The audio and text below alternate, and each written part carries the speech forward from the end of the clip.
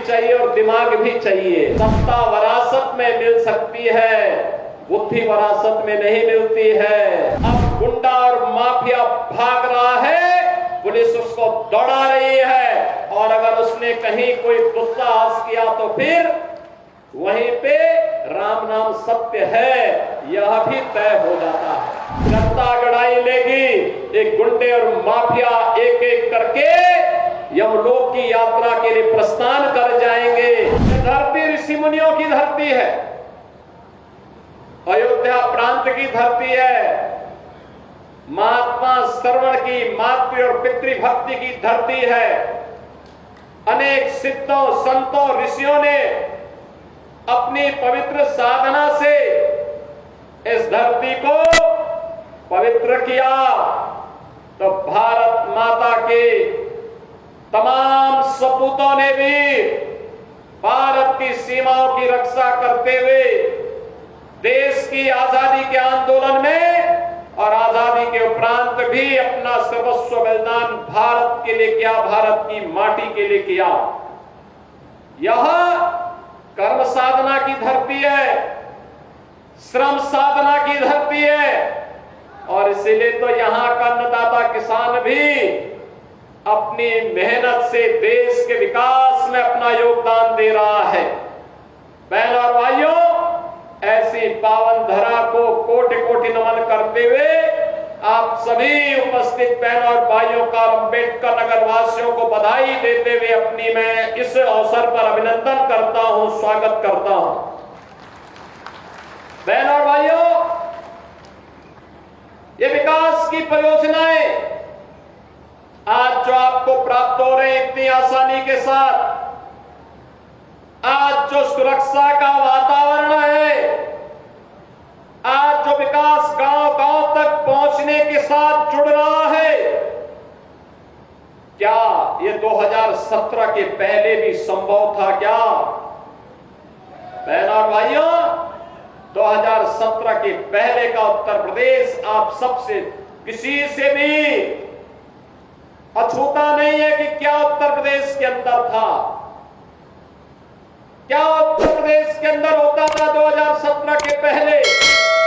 यही उत्तर प्रदेश है जहां पर हर जिले में समाजवादी पार्टी और कांग्रेस के नेतृत्व में पलने वाले माफियाओं की समानांतर सरकारें चलती थी।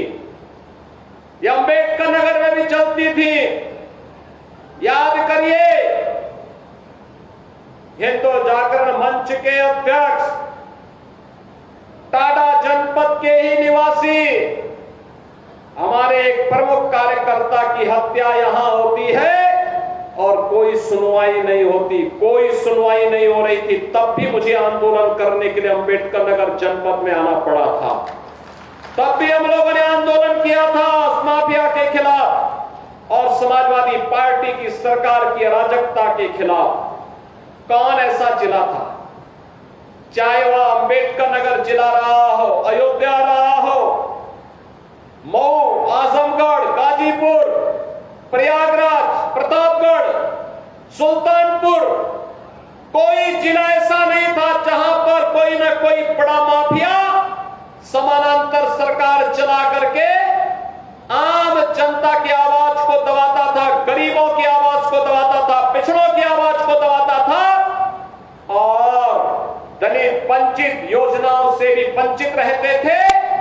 और सरकारें अपनी मौज मस्ती करती थी, उनको इससे कोई मतलब नहीं था, उनकी सरकार रहनी चाहिए, बाकी जाए भाड़ में, यही करते थे वे लोग। लेकिन 17 के बाद एक एक करके माफिया कहां चले गए ये भी आप सब जान रहे हैं। माफियाओं की छुट्टी हो गई, माफिया मुक्त उत्तर प्रदेश हो गया। जो लोग पर्व और त्योहार में विघ्न बाधा डालते थे, विघ्न बाधा समाप्त हुई। अब पर्व और त्योहार शांतिपूर्ण तरीके से मनाए जा रहे हैं। बेटी और व्यापारी की सुरक्षा पर जो खतरा पैदा करते थे वे सभी गायब हो गए और जो बचे हैं वे भी अपनी अंतिम यात्रा की तैयारी कर रहे होंगे। बहनों और भाइयों, मैं तो केवल आपसे कहने के लिए आया हूं, मैं केवल आपसे कहने के लिए आया हूं कि रात जलती हुई बेटी के साथ किस प्रकार का व्यवहार होता था और किस प्रकार के वक्तव्य आते थे उस समय के मंत्रियों के, किस प्रकार के बेशर्मी पूर्ण वक्तव्य देते थे समाजवादी पार्टी के नेता। बहनों और भाइयों, ये किसी से छुपा हुआ नहीं है और इसीलिए मैं आज आपसे कहने के लिए आया हूं, एक बेटी तो सबकी बेटी होती है, उस बेटी का सम्मान और उसकी रक्षा पूरे समाज का दायित्व बनता है। लेकिन ये समाजवादी पार्टी इसका महत्व कहां समझ पाएगी। यहां तो गुंडों की भरपूर फौज खड़ी थी, उनको लेकर के लोग चलते थे, उनको अपना शागिर्द मानते थे। जो जितना बड़ा गुंडा और माफिया होता था समाजवादी पार्टी में उतना बड़ा ओहदा उसको दे दिया जाता था और समाजवादी पार्टी के लोग इसी में गौरव से बोलते थे कि देखिए ये गुंडा हमारा इस जिले को संभालेगा। उनको नहीं पता था कि जनता अगड़ाई लेगी, एक गुंडे और माफिया एक एक करके यमलोक की यात्रा के लिए प्रस्थान कर जाएंगे और जनता जनार्दन के साथ अन्याय का हिसाब चुकता होगा। याद करिए 17 के पहले, याद करिए 17 के पहले पुलिस पहले भागती थी, पीछे पीछे गुंडे दौड़ाते थे। आज 17 के बाद उल्टा हो गया है, अब गुंडा और माफिया भाग रहा है, पुलिस उसको दौड़ा रही है और अगर उसने कहीं कोई दुस्साहस किया तो फिर वहीं पे राम नाम सत्य है यह भी तय हो जाता है।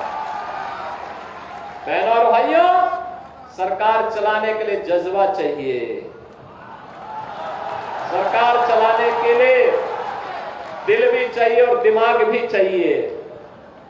सत्ता विरासत में मिल सकती है, बुद्धि विरासत में नहीं मिलती है, दिमाग भी विरासत में नहीं मिलता है। ये जो लोग सत्ता को अपनी पपौती मानते थे वे लोग आज समझने लग गए हैं अब उत्तर प्रदेश में कभी उनको वापस नहीं आना है, इसलिए षड्यंत्र करने का प्रयास कर रहे हैं। श्रेष्ठ उत्तराखंड पर खबरों से जुड़े रहने के लिए चैनल को सब्सक्राइब और लाइक करें, बेल आइकन दबाएं और देखते रहें श्रेष्ठ उत्तराखंड।